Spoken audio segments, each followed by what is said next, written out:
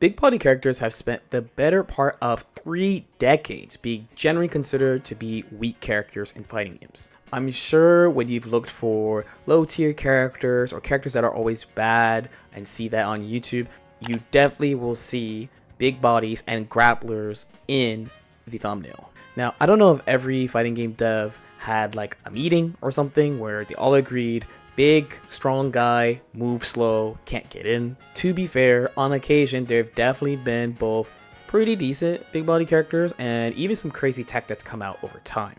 But in my opinion, it wasn't until around the Street Fighter 4 era where I felt like fighting game devs really tried to give this archetype a little bit more edge against their competition. So in this video, we're going to talk about 5 ways fighting game devs have tried to save big bodies and grapplers in fighting games. And to start, we have to talk about faster buttons. So generally, the big body archetype tends to have the following strengths: lots of HP, big buttons, and usually some type of really scary point blank situation, either with a command grab or just really scary advantage normals. But for some reason, they tend to give them the same weaknesses. And one of the major weaknesses that these type of characters tend to have are slow buttons. Speeding up their buttons means they can have similar defense to the more standard characters in the game. Very often, these type of characters would really struggle on defense against the rest of the cast because of not just being able to reverse situations by mashing. A very easy example is from a recent game, Guilty Gear Strive, Potemkin. So the Potemkin players were begging to make his standing jab hit crouchers because it was his fastest button, but because it didn't hit crouchers, they couldn't use it for either offense or defense, which made his defense drastically worse. Giving this archetype faster buttons to protect themselves means faster characters can't really just stay from a safe range and stop them from counterattacking, and they really need it because generally they can't move. But just having faster buttons would not be enough. Maybe there was a more unique and fundamental way that you could buff the archetype. So from here we have to talk about more unique gimmicks. So a lot of classic fighting games that are still played competitive to this day, characters do different things, but over time, a lot of fighting games came out with a kind of mechanic where a character would have a unique focused gimmick. So you're thinking of things like Blaze Blue Drive, an Injustice trait, things like that. Circling back to the old way, one of the main things that big body characters would have would be something like an armor move or a command grab. And hitting the command grab would result in massive damage. However, they tend to make these characters really slow, remember? So they've tried to do a bunch of unique things with this character archetype. So for example, we have BlazBlue Tiger. He has the ability to make some of his moves magnetize you and pull you in. Various moves do this, but generally anything that glows yellow or anything involving the D button or the drive button does this. Then you have Kanji for Persona. So he has the ability to paralyze you. This fighting game is like an RPG, so he has various moves that electrocute you and make it so that you could only use system actions and special moves to move around the screen. Specifically in this example here, I move with a special move, Coup Droit, and then using the one more cancel into dash, that's using a system action. So that's the only reason I'm allowed to move. Besides that, I can't really move at all. I'm powerless. And then we have DBFZ Broly. So this time they went, what if we said fuck it and made the grappler a zoner? So not only does he have multiple projectiles that beat other characters' projectiles, but he also has the barrier that absorbs projectiles as well, making him really a huge threat basically since season 2 of Dragon Ball FighterZ. When this method works, it works really well. But it also ties into something that big bodies tended to have been lacking for a while, and we see far more today. And we're talking about full screen attacks. One big reason that big body characters tend to lose is that they just get camped out. Of course, getting more unique ways to access their point blank strong offense or get off their big combos definitely helped. But another way to help them accomplish this and to also make them feel like the big powerful monsters that they are is to give them some good full screen attacks as well. Traditionally, a big body would have to navigate a Ninja Warrior level obstacle course in order to actually get next to their opponent, to finally have a crumb of a chance of running their game plan. DBFZ Broly is honestly the result of years of attempts. They gave this character multiple attacks that hit from full screen, that again beats other characters' projectiles, and when he gets in, then he has a very scary strike throw. In Guilty Gear, Potemkin has a move called Slide Head, which is a full screen shockwave that he uses. The properties vary based on the game, but the main point is that he is able to do this from full screen with various different effects depending on the game. And to be honest, my personal first experience with this was Tager's Spark Bolt. This thing goes full screen, it basically kills all projectiles and just immediately enables him to magnetize you. Now, while full screen attacks certainly helped, there was still a little problem with this. And the big thing is, full screen attacks don't define big body characters. They kind of got them by necessity. So what do we do now? So the next thing would be to improve armor mechanics. Armor moves have been with big bodies and grapplers for quite a long time, but they always tend to have little problems. So the main thing about armor mechanics is that they just made it much harder to actually interact with armor. In older games, you could do things like jump canceling your attack into armors, and their moves were just faster. And generally, an armor move absorbs when hit before you can break the armor, unless there are special exceptions. So I have Guilty Gear Strive here as an example. So here you have Potemkin's Hammerfall, and this move is a perfect example of a modern armor move. If you swing into it normally, then he's just going to absorb the hit and hit you. None of your cancel options are generally fast enough to stop him from doing this, unless you use an additional resource to hit him because it's fast enough.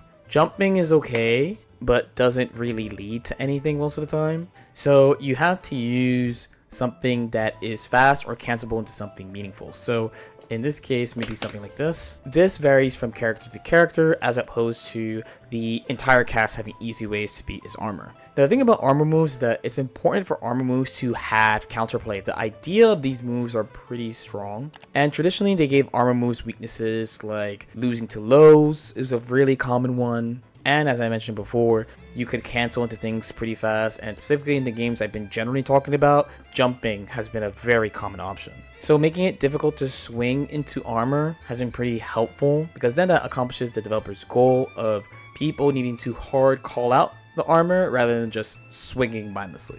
So with this, we got a pretty decent big body already, but there's one more thing that still needs to be addressed despite all the things we've done to improve the characters specifically. And this last thing is reducing the amount of character specific things that actually works on big bodies. So the big problem is, despite all these changes, a lot of things just work on big characters. So for example, a pretty common mid-level fighting game technique is the offensive fuzzy guard. You might have also heard people call this an F-key. So pretty much when you block a high attack, even when you switch your guard to low, as long as you're in block stun the entire time, your character's body will still be considered to be standing. So if you look at the virtual controller at the bottom, I'm going to block to jump in here and then switch to low, and Potemkin is visually standing even though I got hit. This is what we call the offensive fuzzy guard, or F-key. This is an extremely powerful technique, and I used a character that can pretty much do it to all characters, Abba. But there are cases where the mix-up only works on characters that are exceptionally tall, aka big bodies, aka grapplers. So while we're on Strive, I'm going to use the most recent character, Slayer, and I'm going to block this move, Master's Hammer. He's going to do this Rising JS.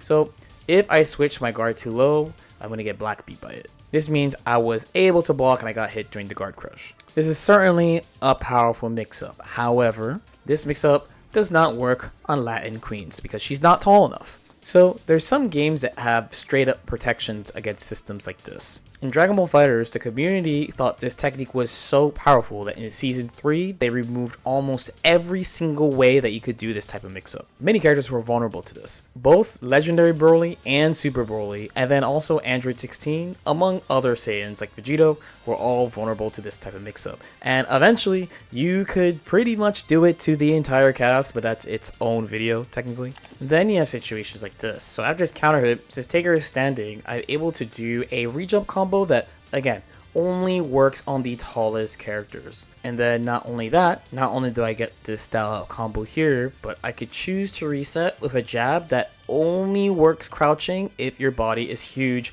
like Iron Tager's. It's a big problem in old games like this because jabs that hit high like that aren't supposed to hit crouchers, so generally these moves are advantageous, which is a disadvantage to characters that are big enough to block it crouching. So how do you fix this? Well, solution number one is to just make the character smaller so that it doesn't work anymore. Over time, big bodies have just gotten smaller. They're still bigger than everybody else, but it just makes it harder for these type of interactions to happen. Fix number two is to make this rising overhead F-ski situation just not work at a system level. So if you play games like LordKnight In-Birth, which is not in my core group of games, this game has a universal protection against this type of mix-up. And in the example we used for Dragon Ball before, the community thought this was such a big deal that in season 3 they removed this style of mix-up basically in like 95% of situations that you could set it up in. And that's pretty much the types of things they've been doing to make big bodies and grapplers better. Despite these changes, these characters can still be low tier, but generally I would say big body stocks are up, as opposed to the reverse, where it's kind of rare to see a strong grappler. So out of the group of games I tended to use as examples in this video, probably the main old good big body slash grappler character would actually be Potemkin. In Guilty Gear XX Accent Core, Potemkin was considered to be a pretty strong character. I actually don't know about ACR specifically, but the previous version he was considered to be a menace because he had an unblockable loop that he could do from a very, very far range on top of good mix-ups, anti-zoning, and all the things we listed in this video. But in contrast, Tager was bad for a really long time. Pretty much, I don't even think he started to be okay until Chrono Phantasma, which is kind of past halfway through the BlazBlue life cycle. Potemkin stocks fell off in Exert, but then big bodies in Dragon Ball are all pretty good in the end.